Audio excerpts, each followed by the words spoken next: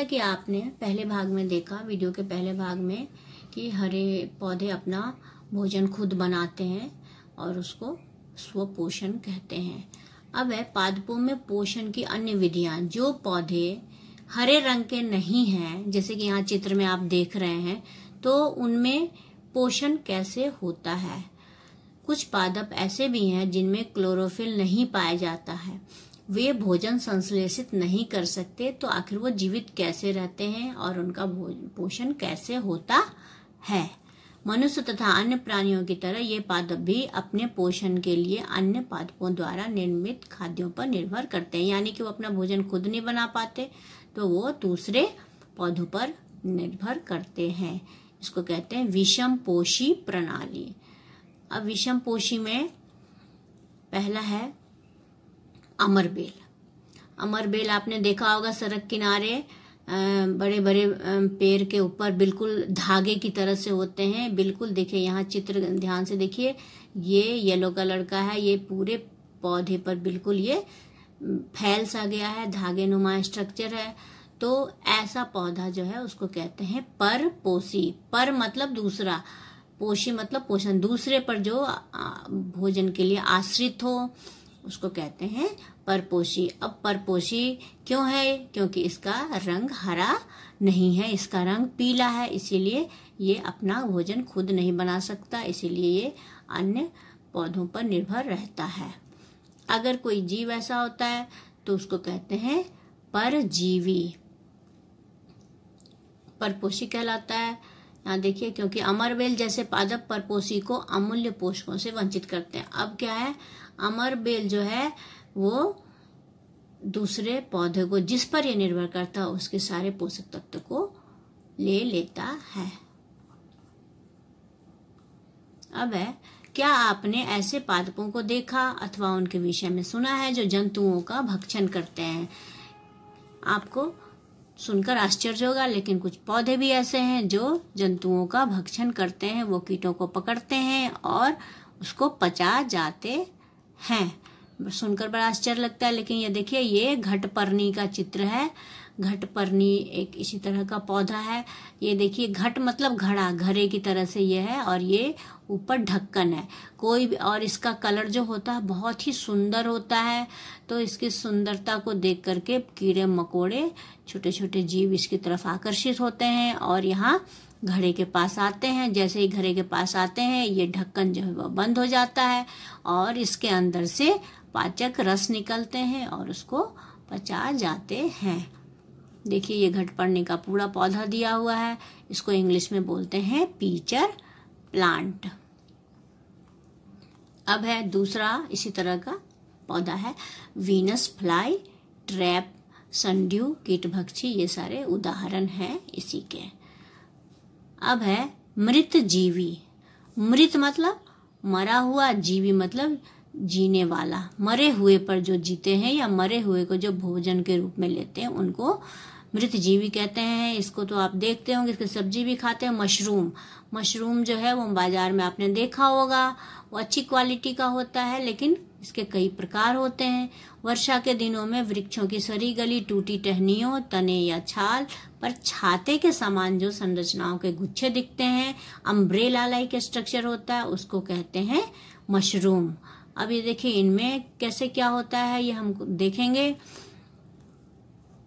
ये देखिए, ये चित्र देखिए, छत्रक के पैकेट हैं। ये तो पैकेट आप मार्केट से लाते भी होंगे।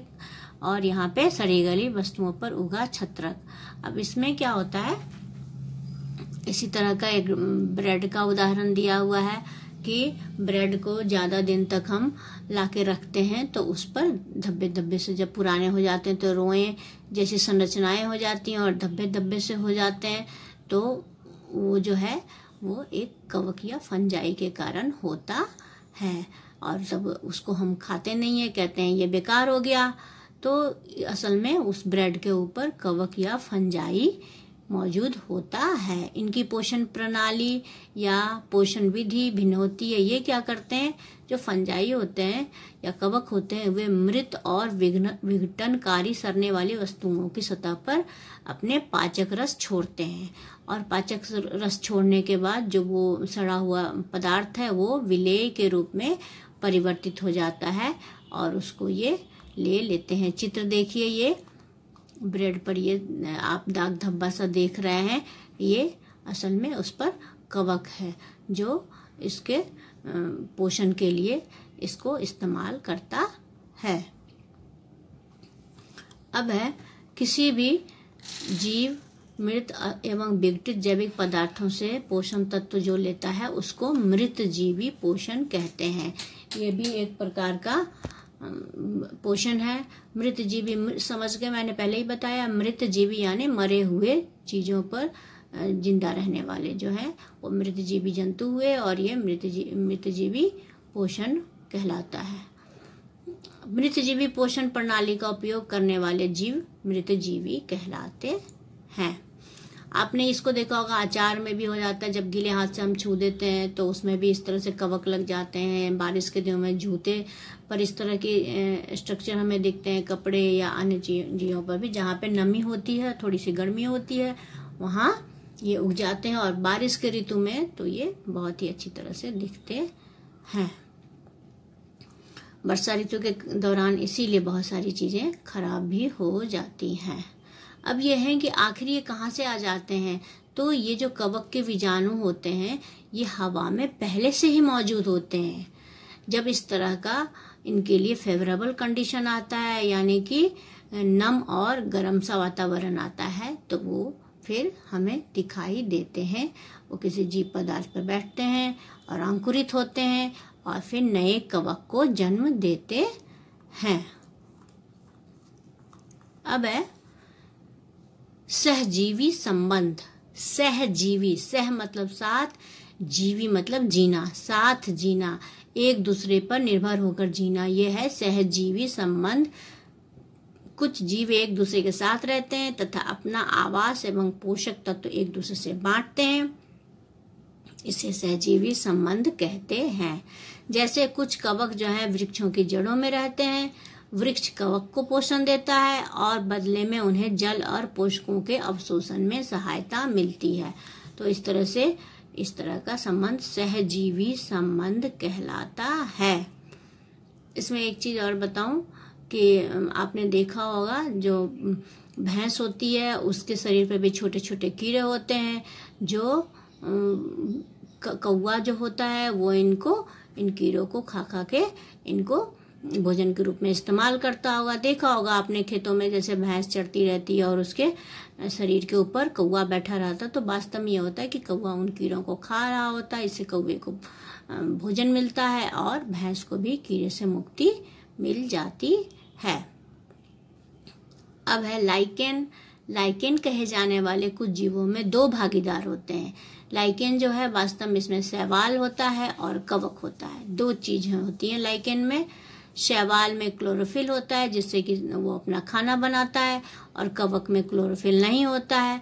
तो कवक जो है वो शैवाल को रहने के लिए जगह देता है, जल देता है, पोषक तत्व देता है, और शैवाल जो है वो प्रकाश संश्लेषण की क्रिया करता है, भोजन बनाता है, और वो भोजन जो है कवक को देता है। तो याद रखिए, शैवाल और कवक दोनों मिलकर के लाइकेन कहे जाते हैं। अब है अगला टॉपिक, मृदा में पोषकों की पुनः पूर्ति किस प्रकार होती है। पुनः पूर्ति यानी फिर से पूर्ति होना।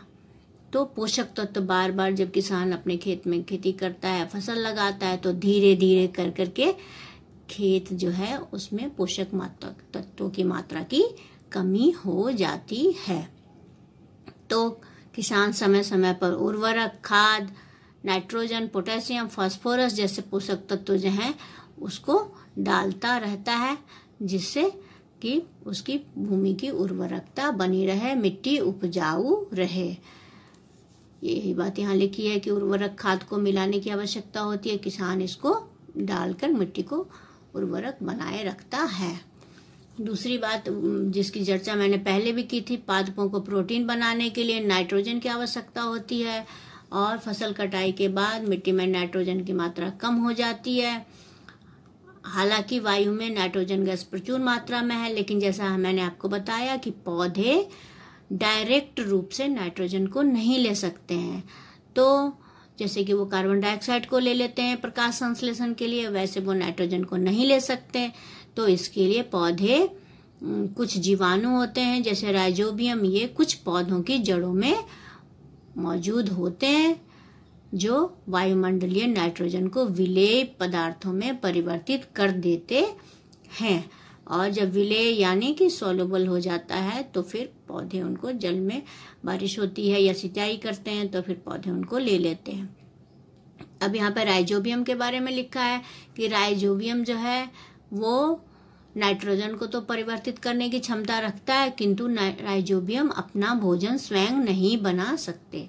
इसलिए ये चना, मटर, मूंग, सेम तथा अन्य फलीदार पादपों की जड़ों में रहते हैं और नाइट्रोजन की उनको आपूर्ति करते हैं। अधिकतर दालें फलीदार पादपों से प्राप्त होते हैं। इनके बदले पादप राइजोबियम जीवाणु को आवास और खाद्य प्रदान करते हैं। रहने के लिए उनको जगह देते हैं, खाद्य पदार्थ देते हैं और ये बदले में नाइट्रोजन, वातावरण के नाइट्रोजन को सॉल्युबल यूजेबल फॉर्म में बदलता है, उपयोग करने लायक फॉर्म में बदल देता है।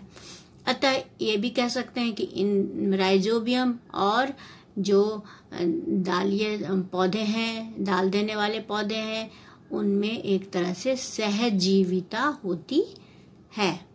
इस संबंध का किसानों के लिए विशेष महत्व है। दालों की फसलों के लिए उन्हें मृदा में नाइट्रोजनी उर्वरक देने की आवश्यकता नहीं पड़ती है। जैसे कि अन्य फसलों में हम किसान को नाइट्रोजन देने की जरूरत पड़ती है, इसके लिए खाद देते हैं, उर्वरक देते हैं। लेकिन जब दाल वाले पौधे लगाते हैं, दाल की फसल लगती है, तो अलग से नाइट्रोजन देने की आवश्यकता नहीं पड़ती है। राइजोबियम ये काम कर देता है और उस फसल के उगने के बाद भी मिट्टी में नाइट्रोजन की अधिकता बनी रहती है। इस अध्याय में आपने देखा अधिकतर पादप स्वपोषी होते हैं। जो भी हरे पौधे हैं वो सारे स्वपोषी होते हैं, जो हरे नहीं हैं वही परजीवी अथवा मृतजीवी होते हैं। परजीवी एवं मृतजीवी दूसरे पौधों से पोषण प्राप्त करते हैं और सभी प्राणी अपने भोजन के लिए पादप तथा अन्य प्राणियों पर निर्भर करते हैं। अब इसमें अगला एक आ गया कीट भक्षी पौधे। कीट भक्षी पौधे जो हैं, क्या हम कह सकते हैं कि कीट भक्षी पौधे आंशिक विषमपोषी है?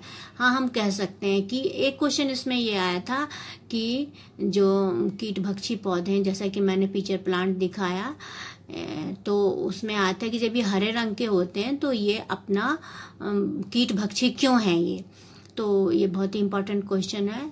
तो इसमें हम ये कह सकते हैं कि ये हरे रंग के हैं, इनमें प्रकाश संश्लेषण की क्रिया होती है, लेकिन इन्हें नाइट्रोजन की जो आवश्यकता होती है वो नाइट्रोजन इन्हें नहीं मिल पाता।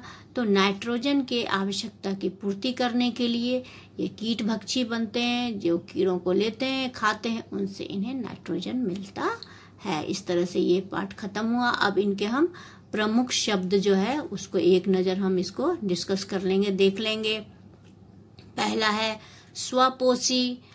मैंने पहले बताया स्व मतलब अपना, जो अपना पोषण खुद कर सकें, अपने लिए भोजन खुद बना सकें, वो है स्वपोषी। क्लोरोफिल, जो पत्तों में हरे रंग का वर्णक होता है, पिगमेंट होता है, उसको कहते हैं क्लोरोफिल।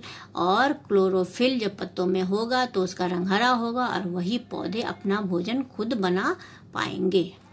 अब है विषमपोषी, जो अपना भोजन, अपना पोषण खुद नहीं कर सकते हैं, पेड़ पौधों पर निर्भर होते हैं, उनको कहते हैं विषमपोषी। परपोषी अलग है। परपोषी है जो दूसरों पर अपने भोजन के लिए निर्भर रखते होते हैं, जैसे कि मैंने अमरवेल बताया। कीट भक्षी पादप, ऐसे पौधे जैसे कि आपने देखा वीनस फ्लाई ट्रैप है या पीचर प्लांट है, घटपर्णी है, ये सारे कीट भक्षी पादप हैं। कीट भक्षी मतलब खाना, कीट खाने वाले पौधे। पोषक तत्व जैसे कि कार्बोहाइड्रेट, प्रोटीन, फैट और खनिज लवण, ये सारे पोषक तत्व हो गए। परजीवी, दूसरों पर जीवित रहने वाले परजीवी हो गए। प्रकाश संश्लेषण, हरे पौधे जब अपना भोजन खुद बनाते हैं जल, खनिज, लवण, कार्बन डाइऑक्साइड इत्यादि की मदद से, तो और सूरज की उपस्थिति में, तो इसको कहते हैं प्रकाश संश्लेषण। मृत जीवी हो गया, मरे सरे गले पर अपना जीवन निर्वाह करने वाले जीव जो हो गए, जिनको मृत जीवी इनको कहते हैं। रंध्र यानी छेद, पत्तियों में छोटे छोटे छेद होते हैं जिससे कि कार्बन डाइऑक्साइड पत्तियों के अंदर जाता है और पौधे अपना खाना बनाते हैं। प्रकाश संश्लेषण में इसकी बहुत ही प्रमुख भूमिका है। सहजीवी, सहजीवी यानी साथ रहने का संबंध, जैसे कि पहले आपको बताया गया है कि दो जीवी एक साथ रहते हैं, एक दूसरे को मदद पहुंचाते हैं, एक दूसरे की आवश्यकता होती है उनको, तो उनको सहजीवी संबंध कहते हैं। कवक, कवक आपने अभी यही पढ़ा था कवक के बारे में, तो कवक जो है वो कवक फंजाई कहते हैं और ये विभिन्न प्रकार की मृत एवं विघटनकारी जीवों की सतह पर आते हैं, जैसे कि ब्रेड के ऊपर मैंने आपको दिखाया। तो इस तरह से ये पाठ समाप्त हुआ। इसके सारे कठिन शब्द हमने अच्छी तरह से डिस्कस कर लिए। आगे के लिए आप अगला वीडियो देखिए। धन्यवाद।